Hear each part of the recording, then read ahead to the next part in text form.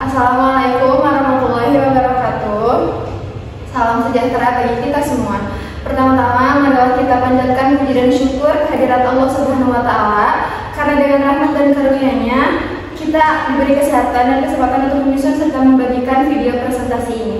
Video ini merupakan bagian dari tugas mata kuliah Islam Disiplin Ilmu yang dibimbing oleh Bapak Yuda, dan pada kesempatan kali ini kami dari kelompok 8 dan saya Devi Nurisri sebagai moderator, saya Nina Febriana, dan saya Delia Putri Kadis Sukmayadi sebagai anggota. Kami akan membawakan sebuah topik yang kami nilai menarik dan penting untuk dikaji, yaitu skydiving dalam perspektif Islam. Skydiving dikenal sebagai salah satu olahraga ekstrim yang memacu adrenalin dan menantang batas kemampuan fisik dan mental seseorang.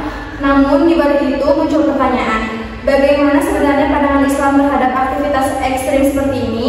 Apakah diperbolehkan dalam syariat atau justru mengandung resiko yang bertentangan dengan prinsip-prinsip Islam? Untuk menjawab pertanyaan-pertanyaan tersebut, presentasi ini akan dibagi dalam 3 bagian utama.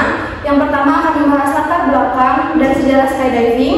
Yang kedua, menguraikan apakah skydiving termasuk dalam kategori olahraga ekstrim. Dan yang terakhir, menyampaikan pandangan para ulama serta kesimpulan dari kelompok kami mengenai skydiving dalam perspektif Islam.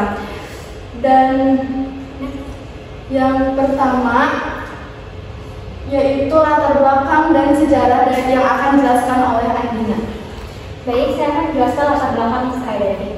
Skydiving atau terjun payung adalah olahraga ekstrim yang melibatkan lompatan dari pesawat pada ketinggian tertentu, diikuti dengan pose jatuh bebas sebelum membuka parasut untuk mendarat dengan aman. Sejarah skydiving ini kembali pada abad 10 di Tiongkok, di mana sketsa parasut ditemukan.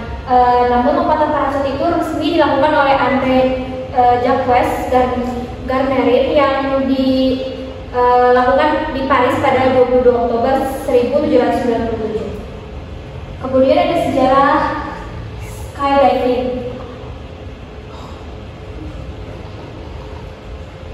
Sejarah skydiving ini yang mana memiliki sejarah panjang yang dimulai dari eksperimen manusia untuk memahami gravitasi yang menciptakan alat untuk terbang, yaitu yang mana pada buku The Skydiver's Handbook yang mencatat pada abad ke-19 dari awal abad ke-20, skydiving mulai digunakan secara luas untuk keperluan militer.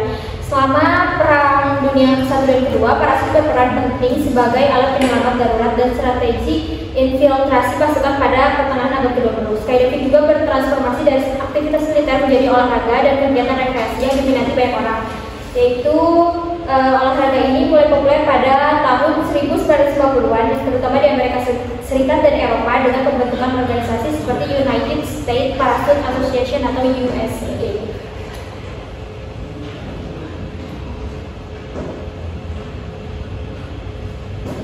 Next yaitu apakah skydiving adalah olahraga ekstrim?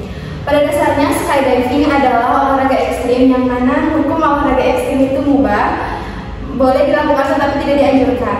Fenomena ekstremisme dalam berolahraga sesungguhnya bukanlah hal yang baru, sebab paling ujung, paling keras, dan hal-hal yang dilakukan dengan melewati batas. Yang mana hukum olahraga ekstrim juga disebut gulu yang bermakna dalam berlebih-lebihan.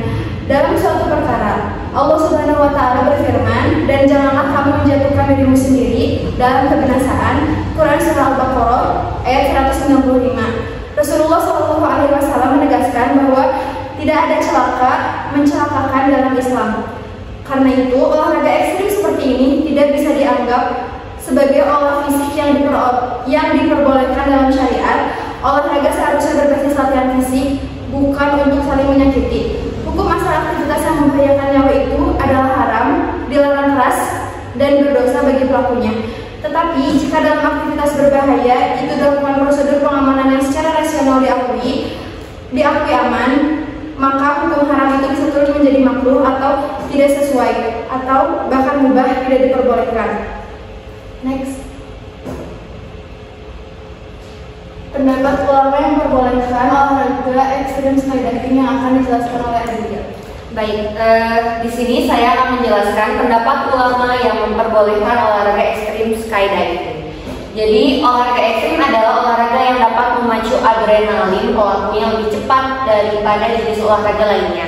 Menurut Said M. Hussein, ulama asal Aceh berpendapat meskipun skydiving adalah olahraga ekstrim, tetapi olahraga skydiving berperan merawat kesehatan mental.